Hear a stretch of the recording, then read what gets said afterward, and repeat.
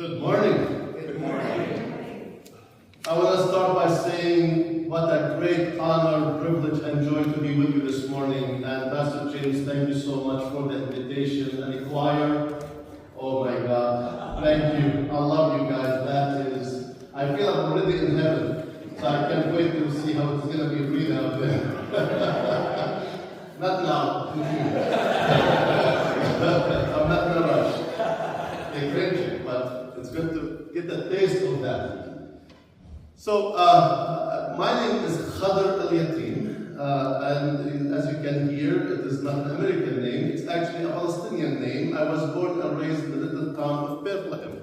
So I always say that Jesus is actually my cousin on my mother's side, because that is the good side of the family. And I came to this country in 1992, was invited by the Evangelical Lutheran Church in America to be a missionary in this country. I know might be a strange concept because we used to send missionaries all over the world, and here's the church calling me to come to the U.S. to be a missionary, to reach out to the Arab Middle Eastern community. And I started my first ministry in Brooklyn, New York. And I was called to serve at Salem Danish Evangelical Lutheran Church. Yes. So I say, if you are wondering about my accent this morning, it's actually Danish. But it is really a joy and a privilege to be here with you. And now I serve in the church-wide organization of the ELCA as the executive director of the unit called Service and Justice.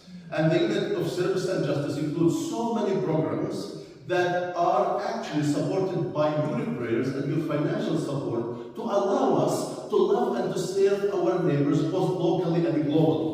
So I just want to say a word of deep gratitude for the partnership we share with the people here in St. Paul, with Pastor James, who's always in the front line fighting for peace and justice and being a great advocate. And I see him running throughout the halls of these events with his banners, trying to make what is right and what God has called him through his baptism to be an advocate for peace, for justice. So through the Service and Justice Unit, I do all the global missions, the Lutheran disaster, the world hunger, our advocacy network, and working with the diverse communities and cultures. It is a wonderful work that I have the privilege to lead on your behalf. And so thank you again for the invitation and for the prayer. This is really a privilege for me to be here today, to be with partners who are passionate about the work of justice.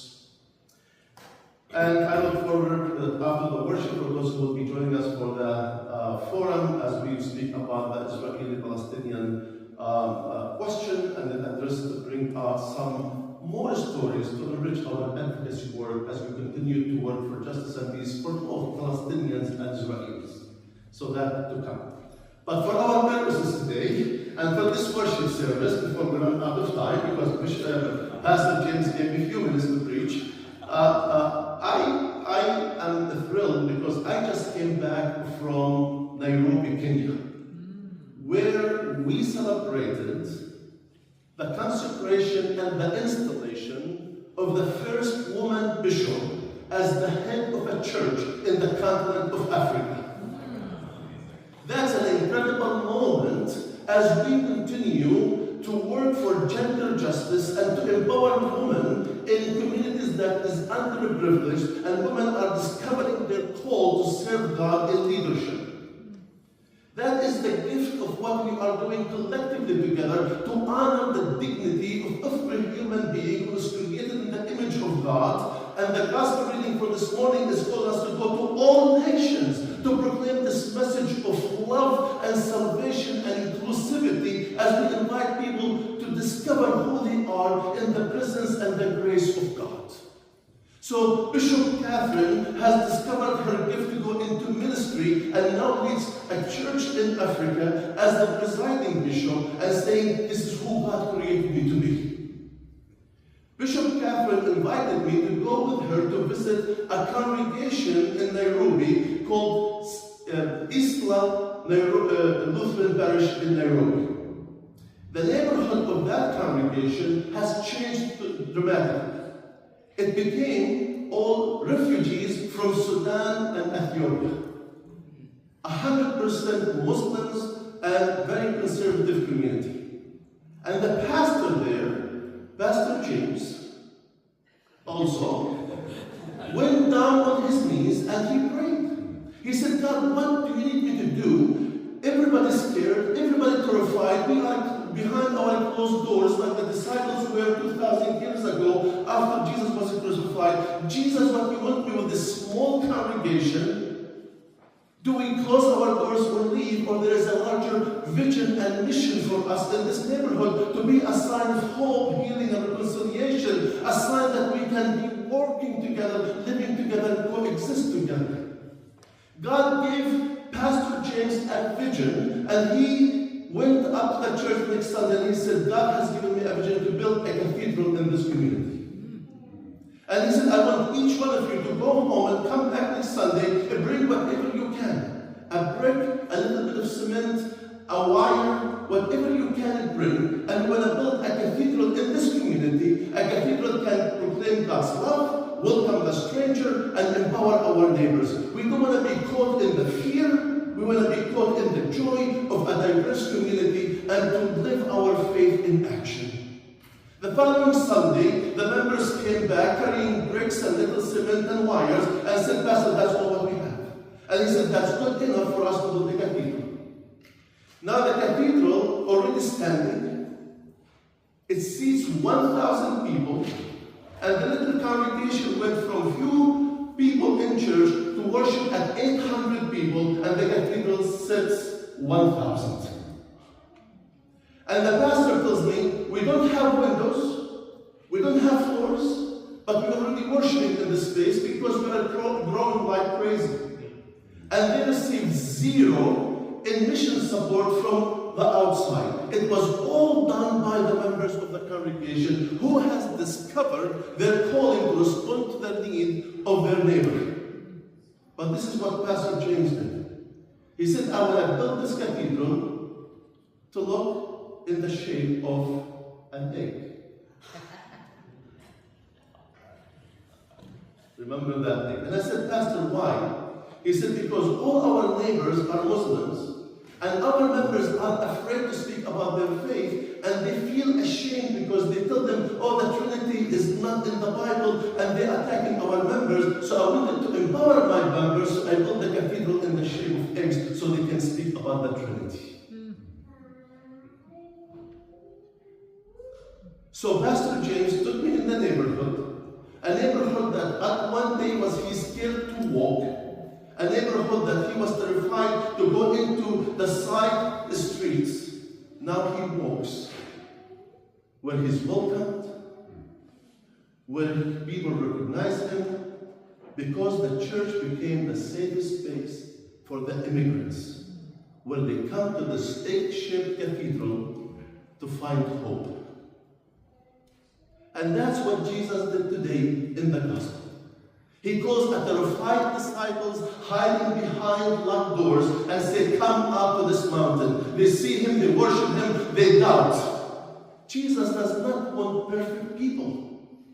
Jesus just wants people who want to trust and to be sent.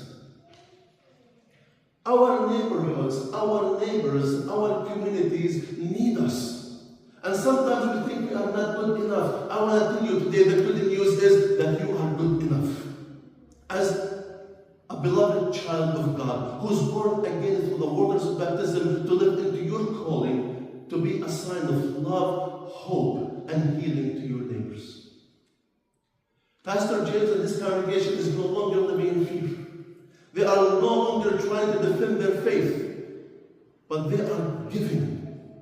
And now, not only that, they built a cathedral shaped like an egg, they built a housing to welcome people from Sudan and Ethiopia who are coming and sleeping in the streets so they can sleep in a clean facility with dignity and respect.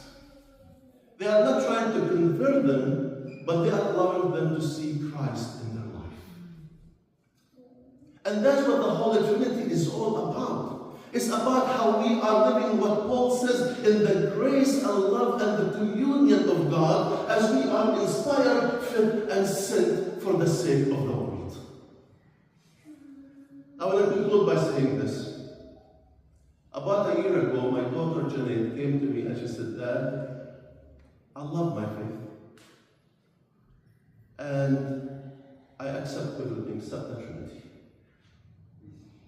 Broke my heart. As her father was a pastor, I thought I did a really good job. But she struggled a lot in her career. And now with this phenomena of the social media and the war of the social media and people speaking against our faith, she got caught in that. So after deep conversations that was painful for me to have with my daughter, because she wanted to reject our Christian faith because she couldn't understand the Trinity. And I told her, let us just keep praying, reading, studying together. And as your father, and I told you as your father, not as your pastor. And I said, I want you to keep sharing your struggle, which she did, which was amazing. But one day I came and said to her, just think about the Trinity in a way, how it gives you love, how it gives you life to love others. How do you understand the nature of God as the Creator, Redeemer, and Sustainer, who calls us not to get caught in doctrines and explanation, but be in the business of healing and helping others? And if the Trinity gives you that courage, it gives you that support, it gives you that motivation, that's what the Trinity is all about. It's not about trying to justify or solving a puzzle, 1 and 3 and 3 and 1. It's not about that. The Trinity is about how we are shaped through the God who created us, the God who redeemed us, the God who filled us with the Spirit and sent us for the sake of the world. Today, if I can leave you with one message, I'm going to leave you with this. Remember the egg-shaped cathedral with the little flock who did not understand their purpose or their calling. They were about to close and leave that neighborhood forever, yet through prayer and discernment, they have rediscovered their purpose in the community. And they start working for justice, for peace, for inclusivity, for empowering their neighbor and being signs of a transformation in their community. God bless you and thank you for the chance to be with you today. Amen.